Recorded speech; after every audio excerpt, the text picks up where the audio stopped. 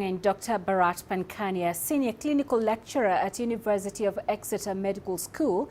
He joins us live via Zoom from Bath in the UK. Dr. Peninah, thank you very much for joining us. COVID-19 vaccines are running out for most African nations as well as medical oxygen. What do you think the immediate future looks like for Africa in this regard? It is very concerning for Africa because Africa is seriously under-immunized, and now with the rising number of cases and shortages of basic things like oxygen, ventilators, hospital capacity, it doesn't look good. My advice for Africa would be you cannot deal with this crisis on your own, and it is very easy for Western rich nations to fob you off on your own. You need the collective actions of the African Union. The whole African Union can put more pressure on Western countries to support and help you. And the same with the WHO and other world trade bodies. You need to act collectively and collectively fast.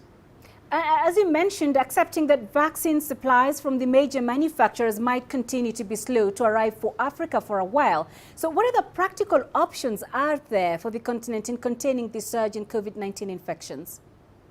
You're stuck because without the vaccines, all you can do is infection prevention and control. And there is only so much infection prevention and control you can do.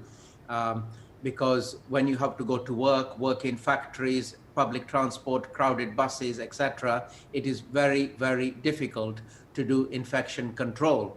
The good thing is Africa is a warm continent and most things happen outdoors, so that is your saving grace.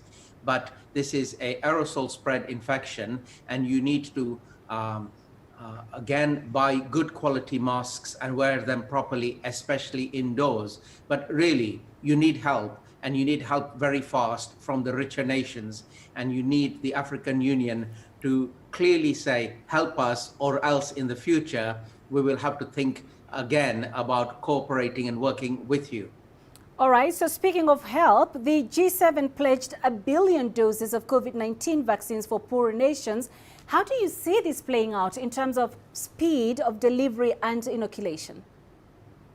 It is extremely disappointing to see that they can talk and talk and talk and talk again, and then finally come up with a 1 billion supply of vaccines. It's not good enough. You can do better. You should have been offering 3-4 million, a billion, rather than 1 billion. It's not good enough. It will not go far. And supplying 1 billion when?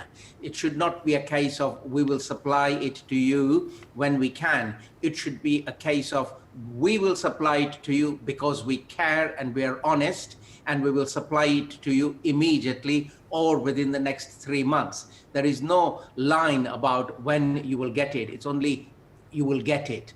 And 1 billion is not good enough.